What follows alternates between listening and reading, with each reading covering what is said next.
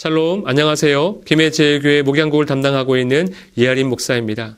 이 시간 화목한 가정예배의 핵심 가치와 특징에 대해서 소개하려고 합니다. 우린 현재 코로나 팬데믹으로 인해서 예배의 위기사항을 맞이하고 있습니다.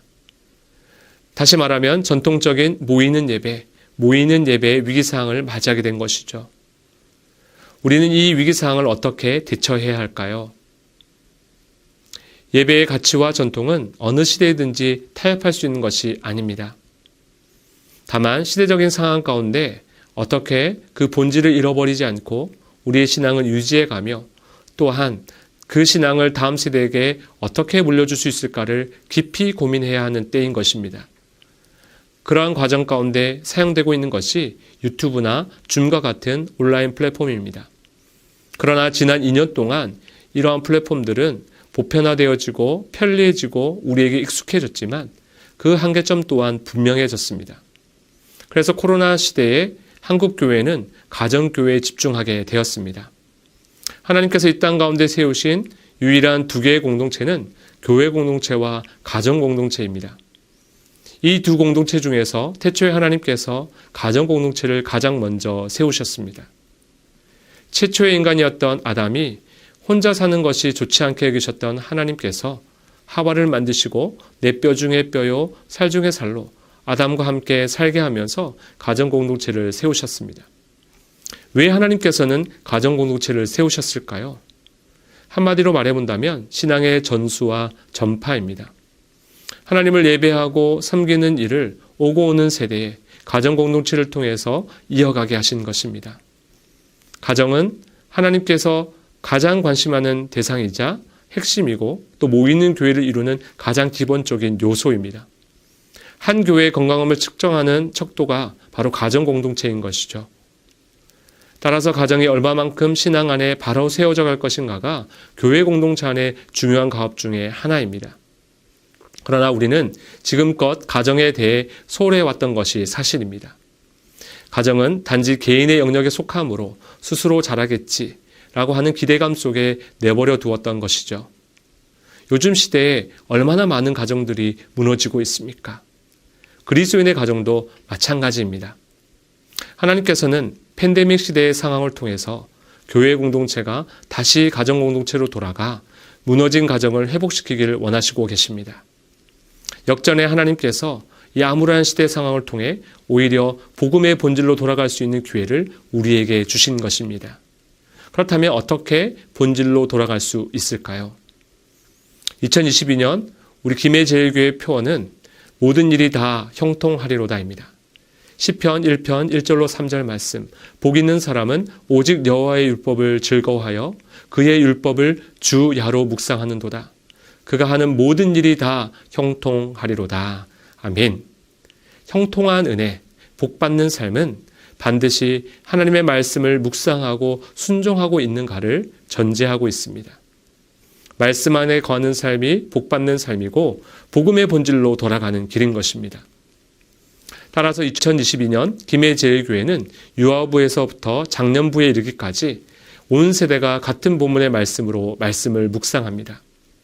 두란노 출판사에서 출간하는 청장년 말씀 묵상집인 생명의 삶을 중심으로 청소년 새벽나라, 초등학생 예수님이 좋아요, 미취학 부서인 유아유치부는 예수님이랑 나랑 말씀 묵상집을 사용하게 됩니다. 온 세대가 함께 같은 본문의 말씀을 묵상하면 한 가정에서 부모와 자녀들이 또는 할아버지와 할머니까지 3대 이상이 함께 같은 말씀을 묵상하고 적용하게 되는 것입니다. 생명의 삶에서는 2022년 1월부터 가정에서 예배할 수 있는 예배서를 제공합니다. 팬데믹 시대의 작은 교회인 가정교회를 말씀으로 회복하고자 하는 요청에서부터 시작하게 되었습니다. 우리 김해제일교회는 이미 지난 7월부터 생명의 삶의 본문을 말씀을 가지고 가정예배서를 출간해 왔습니다. 하지만 온 세대가 날마다 묵상하는 말씀 묵상집이 통일되지 않아서 가정예배를 드리는데 많은 어려움이 있었습니다. 그러나 2022년 1월부터 모든 세대가 같은 본문의 말씀을 묵상함으로써 그 유익은 개인이 말씀 묵상을 통해 날마다 묵상하고 적용한 말씀이 가정 예배를 통해 온 세대가 함께 가정의 신앙을 세워가는 말씀이 되게 한다는 것입니다. 하나님과 나 개인의 소통이 세대와 세대가 소통하게 되고 또 가정과 교회가 소통하며 또 교회가 세상과 소통하는 말씀으로 확장되어지며 더욱 견고한 하나님의 진으로 세워져 가는 것입니다. 가정에서 부모는 가장 중요한 역할을 감당합니다. 가정에서 부모가 신앙의 교사가 되고 작은 목회자가 되며 자녀를 믿음으로 양육하는 양육자 역할을 감당합니다. 이 영상을 시청하고 계시는 부모님들과 또 가정의 영적 가장의 역할을 감당하고 계신 분들은 다음으로 안내해드리는 가정예배 핵심 가치를 잘 이해하시고 숙지하시기를 바랍니다. 첫 번째, 다음 세대를 믿음으로 세우는 가정예배입니다. 다음 세대를 믿음으로 세운다는 목적 아래 미취학 자녀로부터 성인 부모에 이르기까지 온 세대가 함께 할 수 있도록 가정예배에서의 질문과 해설을 자녀들 눈높이에 맞추어서 쉽게 준비했습니다. 두 번째, 생활을 이어가는 가정예배입니다. 지명관계상 가정예배는 주 1회만 제공해드리지만 생명의 삶, 새벽나라, 예수님이 좋아요, 예수님이랑 나랑을 가지고 부모와 자녀 모두가 말씀 묵상하는 가정은 각자 묵상한 말씀을 함께 나누고 또 함께 기도하는 시간을 가지면서 간단하게라도 매일 가정예배를 이어가시기를 권해드립니다. 매일 말씀 묵상하는 부모라면 자신의 묵상을 자녀에게 먼저 나누고 자녀로 하여금 나눔에 동참하게 하는 것은 그리 어려운 일이 아닐 것입니다. 가정예배와 매일 말씀 묵상 나눔이 함께 이어진다면 다음 세대를 확실히 신앙으로 견고하게 세울 수 있습니다. 세 번째, 주일 예배를 준비하는 가정예배입니다. 자녀와 함께하는 가정예배는 주일 예배를 기억하고 준비하도록 했습니다. 가정은 작은 교회와도 같고 교회는 성도에게 영적 어머니와도 같습니다.